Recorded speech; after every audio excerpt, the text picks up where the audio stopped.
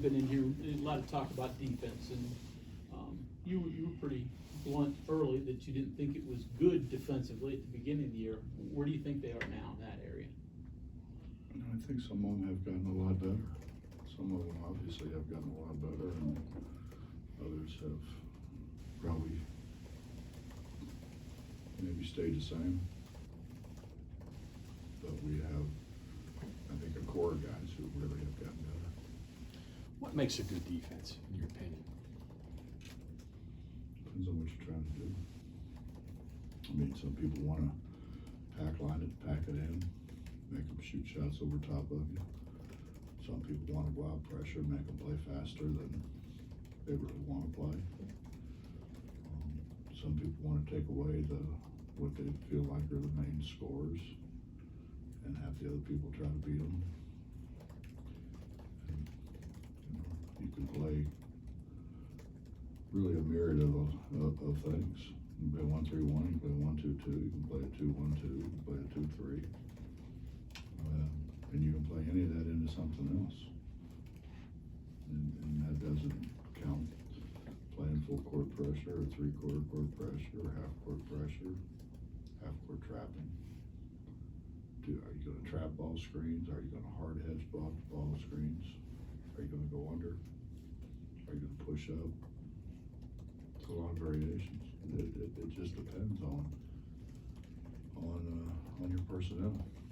Seems like you can do some things with this group, though, because you do have some rim protectors that you didn't have last year. You've got some guys that can put pressure on the ball, so you've got some variety you can throw in there. We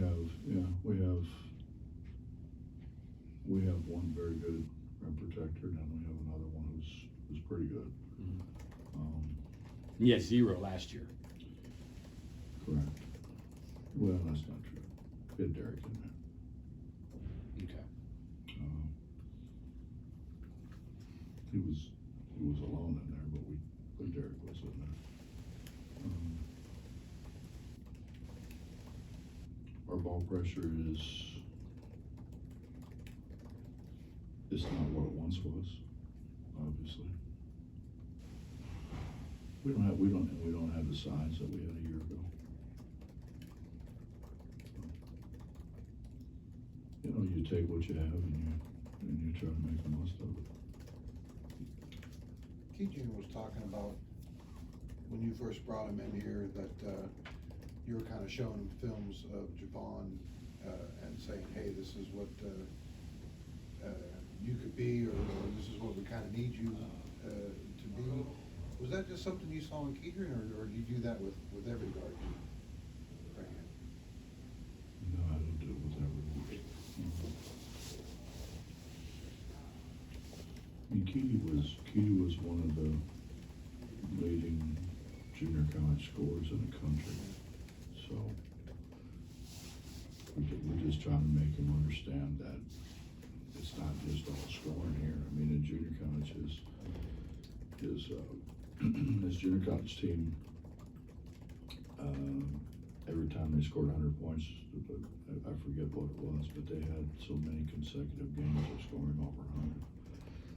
You know how most people hang up, when you win something, they hung up a deal was all the way around the gym. How many 100-point games? So I think he needed a dose of maybe knowing that we do try to guard here. You think you can get your guys to embrace this? I mean, you've got a streak going right now of games of holding people under 60. You got to go back to your Final Four team to find a streak like this. And statistically, they've got a shot of being one of your better defenses.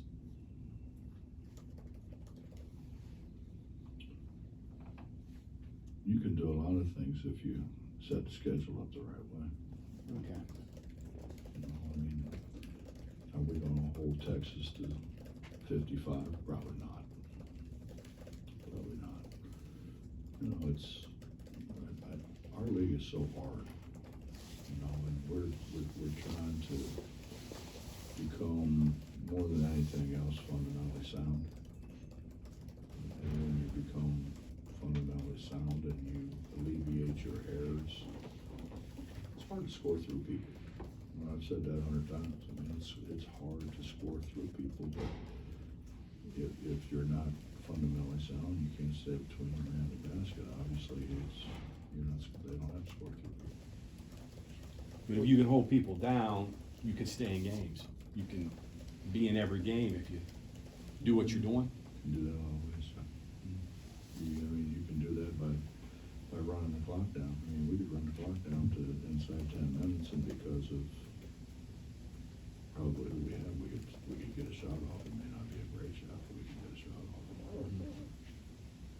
I don't want to do that. It's not, to me, that's not enjoyable to coach, play, or watch. So we're going to keep playing, but I think it says a lot that we're holding people under 60, and we are trying to play. We're not scoring the ball at the rate that we have scored the ball at in the past. Last thing here on that, can you get more offense out of your defense, you think? Is there some room there? I don't know.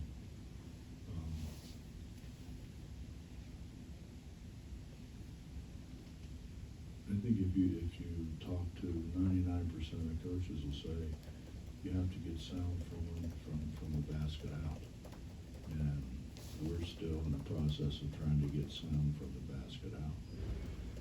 And then if you get it from the basket out, then maybe you can extend your defense to half court or three-quarter court.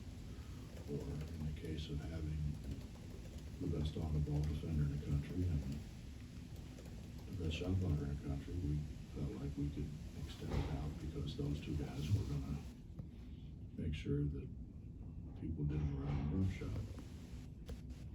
And obviously Nate was a part of that too. I mean, Nate played with great intelligence. So it depends, man. It depends on your personnel, what you're trying to do. Depends on who you're going to play. A lot of variables. I get a feeling you want to see more before you're going to say, yeah, we're a good defense. Is that kind of where you are right now? We're playing the hardest league in America. So, yeah, I mean, we obviously want to try to win. And that league is so hard. You know, when you look at what people in it, what the people in it have done, the coaching in it. You know, I've said it many times. I mean, we have 70% of our coaches have coached in the Final Four. There's not another league like that. There's not another league that's had as many first number one picks. There's not another league that's had as many first round picks. So you've got great coaches and great players. It's hard.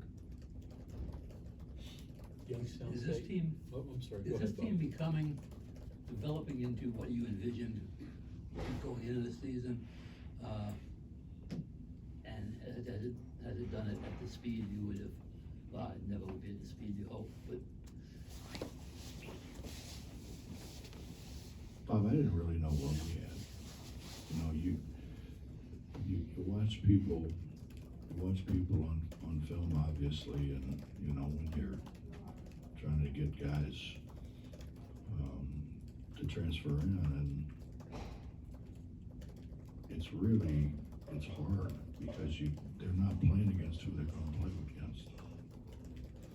I mean, I think that's the hardest thing. The hardest thing is you'll get a guy who's a great shot blocker in one of those other leagues, and all of a sudden now people are dunking over him. It's a different animal, and it's hard to tell whether those guys can step up and compete with the people that they're playing against. Youngstown State, what are they gonna give you? Jared's done a great job of coaching them, and I think a great job of recruiting people to fit his system, what he wants to do. They really run good offense. They're very patient.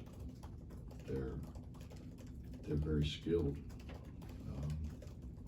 in getting the ball where they need the ball to get to be successful in the half court. They're sound defensively. He's done a great job. He's done a great job of coaching. Coach, it looked like Malik kind of really twisted his ankle there in the UAB game. Has he been? He's fine. He's back. Okay. He's fine. Schedule for you guys in terms of, you cut them loose after tomorrow night, how long they gone, when do you bring them back, that type of stuff? Well, obviously we'll bring him back after Christmas. Mm-hmm. We're probably gonna bring him back the 26th or 27th. I'm not sure yet. Mm-hmm. It kind of depends on their travel plans, and we haven't really got into all that stuff yet. Yeah. Just trying to win games. You feel like you're getting these guys close or near where they need to be potential-wise? Now, I've always heard coaches say, you know, if we can get them playing to what they're capable of, it's all you can really do. You feel like there's room there for growth? I don't know that they can play any more than what they're, or any better than what they're capable of, but we've got what, 14 guys, so that's a whole lot different than having the 12 that we usually have. You know, you're looking every day at who's making progress and maybe who's not making progress, and who can fit in here and who can fit in there, and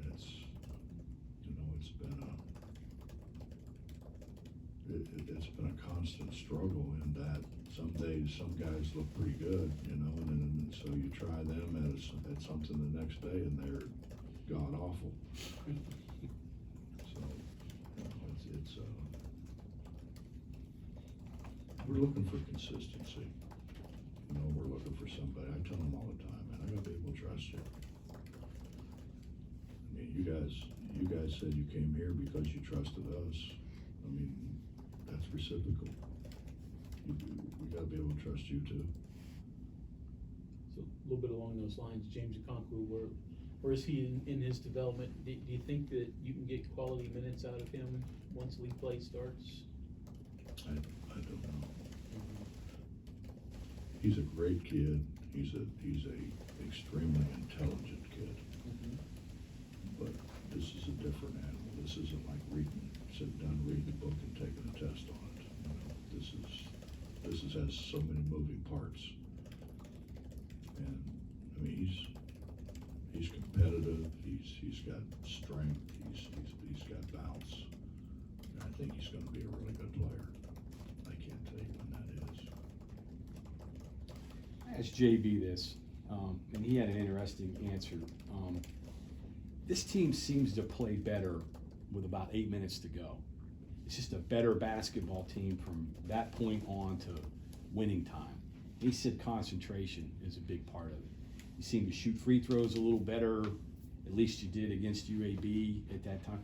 Is that frustrating for you to know that, you know, if they did this in the first half, a lot of those guys would be sitting on the bench watching their buddies play and you'd have a big lead? I don't know about a big lead, but maybe a lead. Well,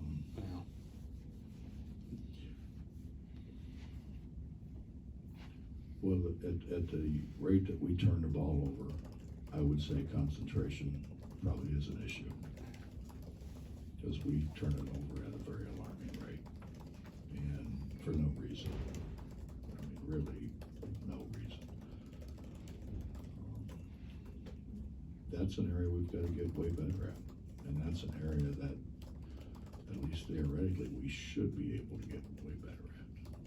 You know, you're not going to run faster, you're not going to jump higher. And you're going to have to put a whole heck of a lot of work in to be able to shoot it better than what you shoot it now. But I think the concentration part of it,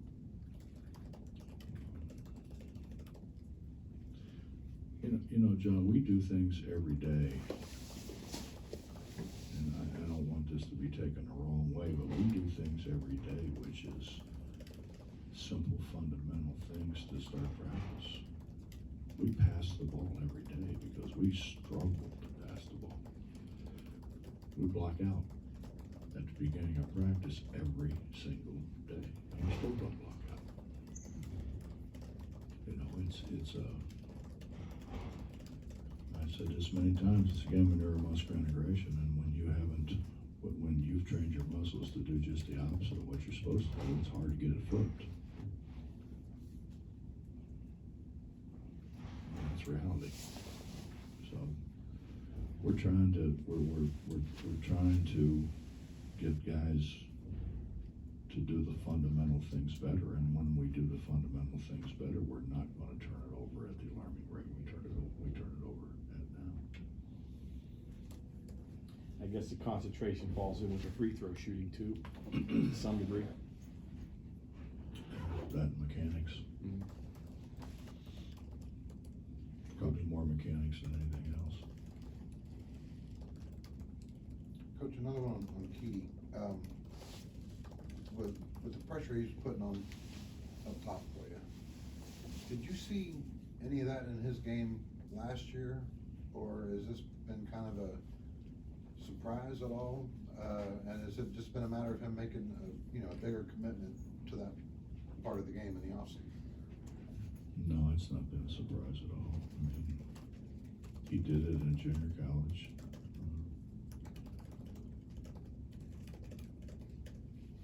Comparing last year to this year is difficult because he's playing against Deuce a year ago, right? Deuce just got, 17, 8, and 3 or something, so you're playing against a pro. So, I mean, it's, to compare what he's doing now compared to what he did against Deuce isn't fair.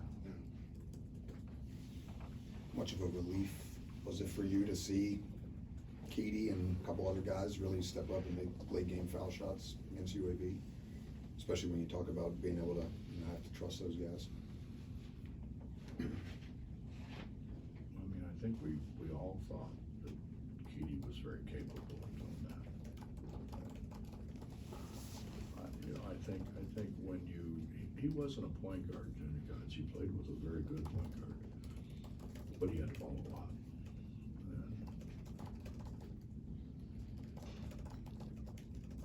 And I think that he had a lot of things going through his head.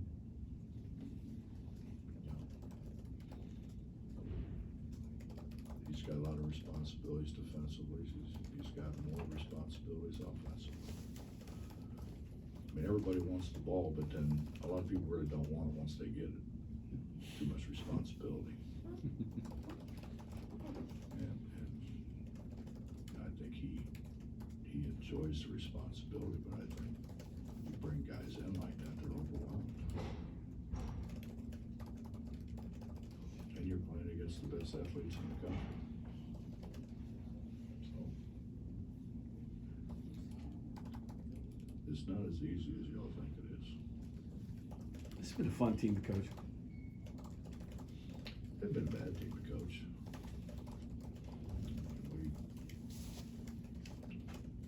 I wish some other guys had continued with the same attitude and enthusiasm that they had. You know, we got a couple guys right now that are, it's kind of like we're winning. It's all fun and games. It's not all fun and games.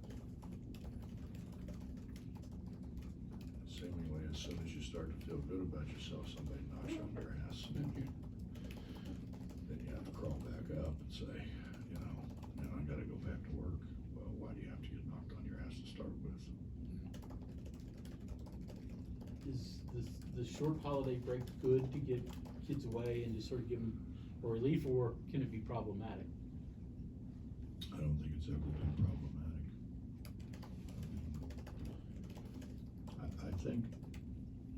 I think the good thing about what we do and the staff that we have and so forth, but it's pretty much always been that way. They know what's coming when they come back.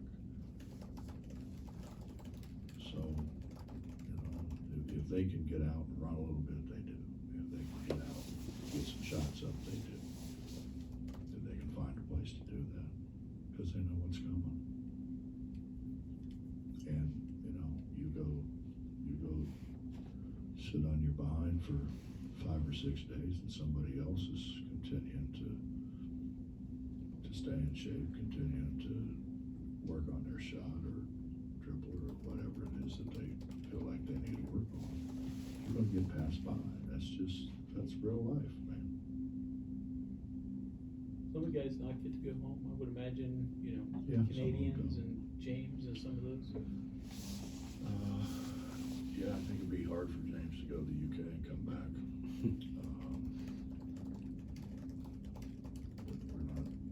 We're not open, the borders aren't open to Canada really, so Gabe can't go home. But they go home with other people. Mm-hmm. I mean, the reality is, unless it's a girlfriend, they spend time with each other anyways, so. It's not as big a deal as what you would think it was if you didn't have the kind of camaraderie and friends that those guys have. Wondered, Have you seen Jalen's, commercial yet? I don't watch, Pepperoni? I try not to watch it. I try. He's kind of seems to be a little torn between acting and basketball. You know how dangerous it is to close your eyes coming down the hill from the mile ground? Oh, yeah. And I glanced up there and I saw Sean up there on the billboard. I about wrecked. So I try not to look at that stuff. curious, look at your stats, and they're not really impressive. Your shooting, your three-point shooting, rebound efficiencies, yet you've got 10 wins. Why? Turnovers is another area. Well, I think what's the one thing I hope that everybody learns here is to compete. And so we compete. I mean, there were a whole lot of people when we were down 8 in Birmingham thought it was over. But we competed. I mean, we haven't been as talented as the upper echelon of our league since I got here. I mean, it wasn't, we were overly talented in the Big East. We haven't been overly talented in the Big 12. But we've played with a lot of heart. I mean, we've had good players, don't get me wrong. We've had good players. We haven't had the first pick in the draft like other people have. We haven't had 2 or 3 pros on the same team. I think once or twice maybe we had 2 pros. But the year that we had 2 pros, we went to the Final Four. So we're just gonna we're gonna compete. We're gonna line up and compete, and we're gonna, you know, what is it? Not the size of the fight the dog, but rather, no, not the size of the dog or the fight, but rather the size of the fight the dog. Never mind. I did get it right second time, Bob. You gotta give me second time. Second time was it. Do you think that's underappreciated today? You know, Who? well, fans, people that vote in the top 25. I would say this: people who know college basketball appreciate it. Okay. People we play against certainly admire and appreciate it. Without a question. Has there been any difference? I saw Youngstown's guard Covington played the first few games and then suffered a season-ending injury. Have you seen any sort of a difference in the way they play or kind of how they play with him in and out of the lineup? No. Jared has worked a system that almost won him a national championship at Fairmont, and took that to Youngstown and did a great job with it. Jalen kind of echoed your sentiments about him being a little more assertive. To you, what does that look like out of him?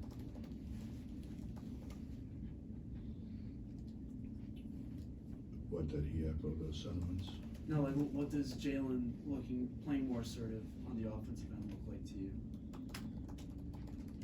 Well, I've said this multiple times. I thought running the three stack at the top of the key would be great for us because we could break people out of there, and Sean, Taz, and JB, they could make shots. And then you have a guy with the ball and the ball screener, and there's your five guys, and that enables that guy to play downhill. And if he's playing downhill, somebody's got to help. So one of those three guys, their man has to help, or he's going to go shoot a layup. So now if you have three guys capable of making shots on a very consistent basis, that's pretty good offense. We've had 2.5. We need 3. From last year, which has made the most difference in your defense? The rim protector or the pressure on the ball? Guard that can handle that, or are they equal? You can equal it out. I don't know that one is better or more important than the other one. I think what Keaty's done has been terrific, and I think what DC and Polly have brought us is,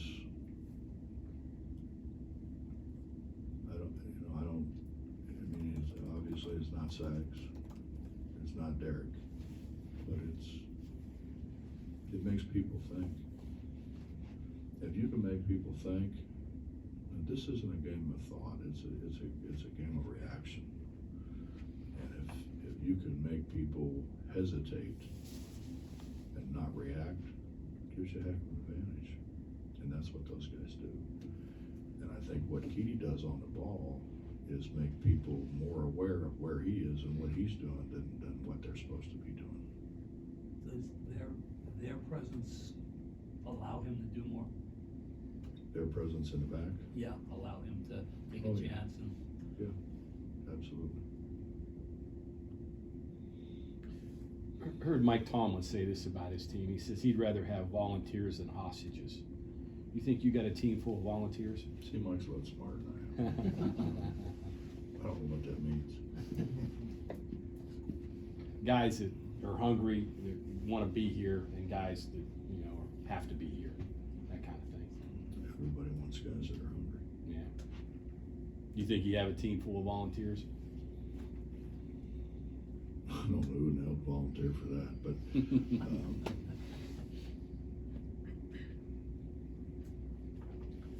I think we have guys that are clamoring for a chance. Yeah. I think more than a volunteer. I think they're clamoring for an opportunity. I think when you play at name a school out there that's a lower level Division I school, and you go home, nobody's excited about it. I think we have guys who want to prove that they can play at the highest level of college basketball, which is what we do. And I think that's a great challenge for them. They're excited about it.